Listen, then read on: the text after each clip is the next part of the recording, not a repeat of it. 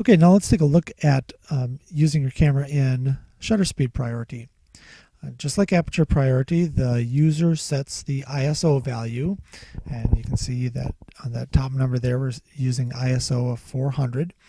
The user also sets the shutter speed, how long that shutter is going to remain open. The camera then is going to calculate and pick the correct aperture or lens opening that light can come through in order to make sure that the volume of light coming into the camera is enough to make a decent image.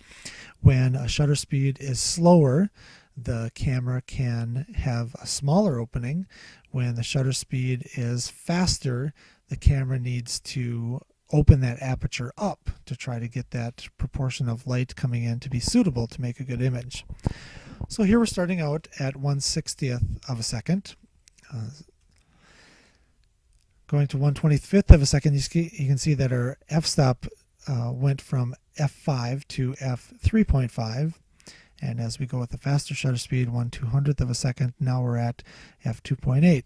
And at this point, this is the largest opening that my camera lens will allow. My camera has a 1 to 2.8 ratio for its aperture, or f2.8 for its aperture. So any increase in speed of the image that I take is going to result in the image getting darker, because that aperture just can't open up anymore to get more light in. And as we go to 1/250th of a second and 1/400th and 500th, you can see the impact that a faster shutter speed has on the image, just getting darker and darker because that aperture can't open up anymore. I don't need to take an image of this flower at 1/1000th of a second. 1/60th of a second worked just fine since it's not moving.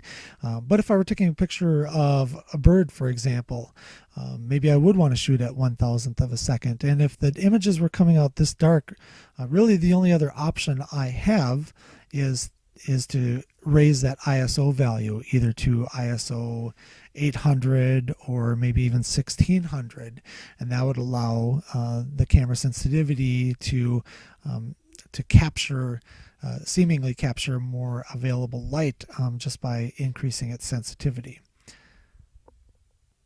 So when capturing fast action and freezing it in motion is the priority, you can use your shutter speed priority on your camera. Just be mindful that the amount of available light that you need for that, and that one option is to increase your ISO if your images are coming out too dark.